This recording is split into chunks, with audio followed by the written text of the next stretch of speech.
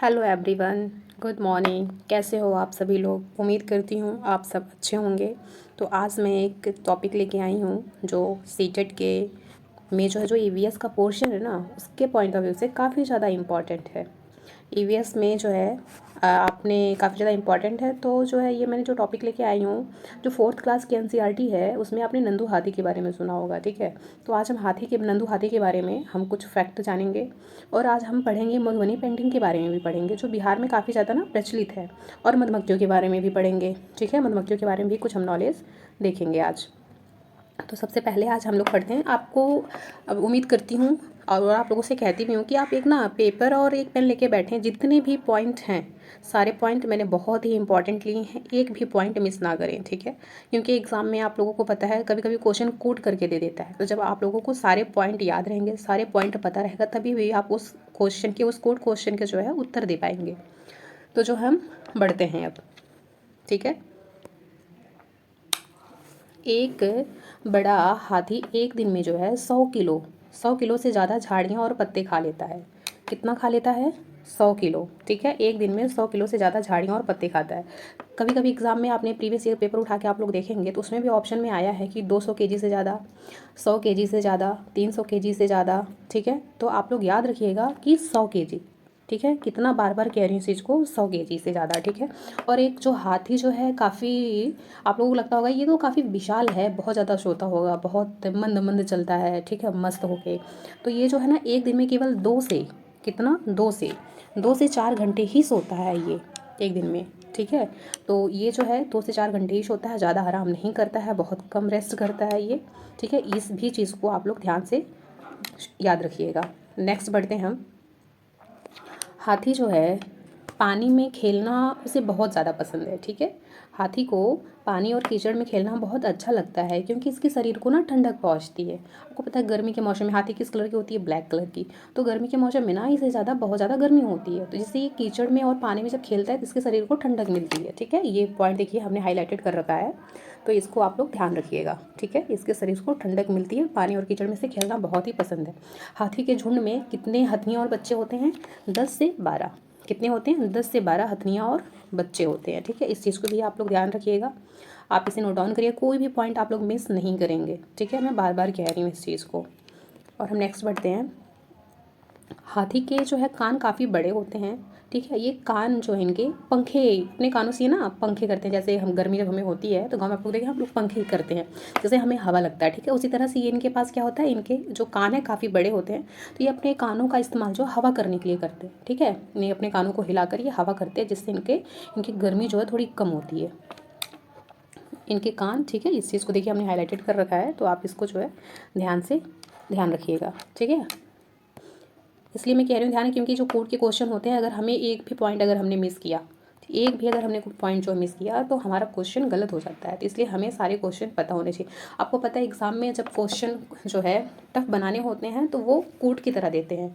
ठीक है, तो जिससे मिलान करना होता है। अगर हमें कोई भी एक भी पॉइंट अगर पता नहीं हो तो इससे हमारे क्वेश्चन गलत हो जाएंगे। चलिए ठीक है, हम नेक्स्ट देखते हैं। हाथियों के झुंड में केवल हथनियाँ और बच्चे ही रहते हैं। जो बड़े हाथी होते हैं ना, वयस्क हाथी, ये झुंड से चले जाते हैं। कौन रहते हैं इनके झुंड में? हथनियाँ और बच्चे ही रहते हैं। ठीक है, और कितने रहते हैं? 10 से 12। ठीक है, 10 से 12 ही रहते हैं। ठीक है, तो और एक पॉइंट और हम देखते हैं। एक बार आप लोगों को ये भी याद रखिएगा, जो 3 महीने का हाथी का बच्चा होता है वो कितने केजी का होता है? 200 kg का। 3 महीने के हाथी का बच्चा 200 kg का के आसपास का पाया जाता है। ठीक है, तो अब हम नेक्स्ट बढ़ते हैं। हाथी के झुंड में, ठीक है, हाथी के झुंड में जो सबसे बुजुर्ग हथनी होती है ना, वो जो है जो झुंड का नेतृत्व करती है, झुंड का नेता होती है। ठीक है, सबसे बुजुर्ग हथनी। जैसे आप लोगों को पता होगा, ये आप ऐसे भी ले सकते हैं, जैसे कि आप लोगों के घर में देखिए, हमारे घर में, आपके घर में जो सबसे बुजुर्ग होते हैं, ठीक है, जो हमारे दादाजी होते हैं, हमारे पापा होते हैं, वही हमारे घर के सारे डिसीजन लेते हैं, सारी चीज़ें उन्हीं के अकॉर्डिंग चलती है। ठीक है, क्या सही है, क्या गलत है, किसके लिए क्या अच्छा है, क्या बुरा है। तो उसी तरह से जो सबसे बुजुर्ग हथनी होती है, पूरे झुंड का नेतृत्व करती है। और हाथी जो है 10 से 15 साल तक ही जो है ये झुंड में रहते हैं। ठीक है, इसके बाद ये झुंड छोड़कर चले जाते हैं, 10 से 15 साल। ठीक है, इसके बाद ये जो है झुंड छोड़ के चले जाते हैं। एक चीज़ और आप लोगों को बता दूं मैं, शायद इसमें नो डाउन नहीं है, जो झुंड में रहने वाले जो जानवर होते हैं ना, जो ये झुंड में रहते हैं, सारे ये जो जानवर हैं ये मिलजुल कर अपने सभी काम करते हैं, जैसे खाने की तलाश करना, घूमना, नहाना, मस्ती करना, सब कुछ ये एक साथ ही करते हैं, ठीक है, एक यूनिट की तरह। ठीक है, तो आज हम फिर अब नेक्स्ट पढ़ते हैं क्या, मधुमक्खी। मधुमक्खियों के बारे में हम पढ़ते हैं। जैसे कि आप लोगों को पता होगा मधुमक्खी के का भी जो है एनसीईआरटी में दिया गया है। ठीक है, ये इससे भी हमारे सीटेट के एग्ज़ाम में क्वेश्चन आते ही आते हैं। ठीक है, इस चीज़ को भी आप लोग ध्यान रखिएगा। ठीक है, तो हम आगे नेक्स्ट बढ़ते हैं। अब मधुमक्खी के बारे में कुछ जो है नॉलेज ले लेते हैं। आपको पता है कि बिहार आप लोग को पता है ये क्या है, प्रदेश है। जैसे हमारा उत्तर प्रदेश है उसी तरह से एक बिहार है। बिहार के मुजफ्फरपुर ज़िले में, कहाँ पे, मुजफ्फरपुर, ठीक है, बिहार के मुजफ्फरपुर ज़िले में लोचहा गांव है। ठीक है, लोचहा गांव है जहाँ पर इस इलाके में लीची के पेड़ बहुत ही ज़्यादा मात्रा में पाए जाते हैं। और लीची के फूल जो है मधुमक्खियों को क्या करते हैं, बहुत ही लुभाते हैं। ठीक है, लीची के पेड़ बहुत पाए जाते हैं और लीची के फूल जो है मधुमक्खियों को बहुत लुभाते हैं। इसलिए इस क्षेत्र के लोग जो है ना मधुमक्खी पालन करके शहद बनाने का काम करते हैं। ठीक है, और आपको पता है एक मधुमक्खी पालन करके जब शहद बनाने का काम करते हैं तो ये जो मधुमक्खी का एक बॉक्स होता है ना, एक बॉक्स ये कम से कम समथिंग 10-12 किलो जो है शहद प्राप्त ही कर लेते हैं। ठीक है, अब नेक्स्ट बढ़ते हैं।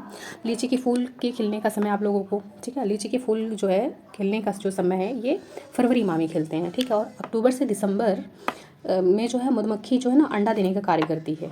और मधुमक्खी पालन शुरू करने का ये उपयुक्त समय माना जाए। जैसे आप लोगों को क्या पता चल रहा है, ये नवंबर चल रहा, ठीक है, नवंबर चल रहा, अक्टूबर भी। अगर आप कोई भी मधुमक्खी पालन करना चाहता है तो इस समय मधुमक्खी पालन की भी जा रही होंगी और आप कोई भी कर सकता है। ये उचित समय जो समय चल रहा है ये आपका अक्टूबर से दिसंबर तक। ठीक है, मधुमक्खी पालन का, ठीक है, इनका ये समय क्या है, अंडे देने का समय है।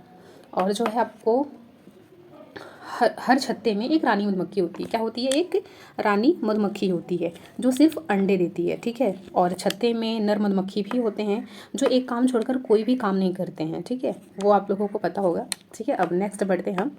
और जो है छत्ते में बहुत सारी मधुमक्खियाँ भी होती हैं जो वर्कर होती हैं। ठीक है, जो वर्कर मधुमक्खियाँ होती हैं ये दिन भर काम करती रहती हैं। ठीक है, ये शहद के लिए फूलों का रस ढूंढती हैं, शहद के लिए फूलों का रस ढूंढती हैं।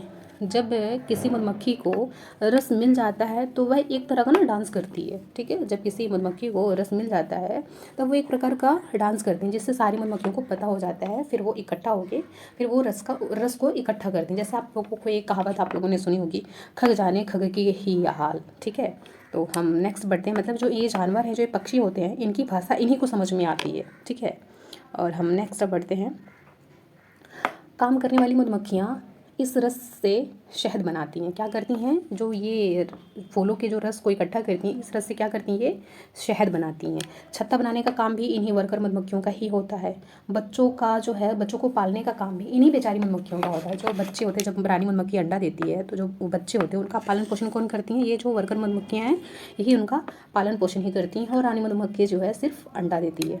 ठीक है, तो अब हम नेक्स्ट बढ़ते हैं मधुबनी पेंटिंग। ठीक है, मधुबनी पेंटिंग के बारे में हम पढ़ते हैं।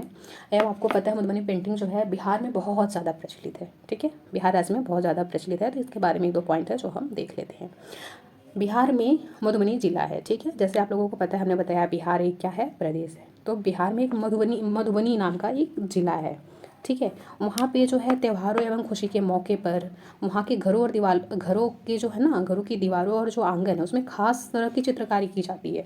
जैसे हमने अभी जो है, जैसे मैंने अभी आप लोगों की चित्र दिखा, देखिए कितनी प्यारी ये पेंटिंग लग रही है ना। देखिए दीवारों पे ये जो अम्मा बना रही हैं पेंटिंग। ठीक है, तो इस तरह की ना पेंटिंग की जाती है जब कोई खुशी, कोई त्यौहार होता है।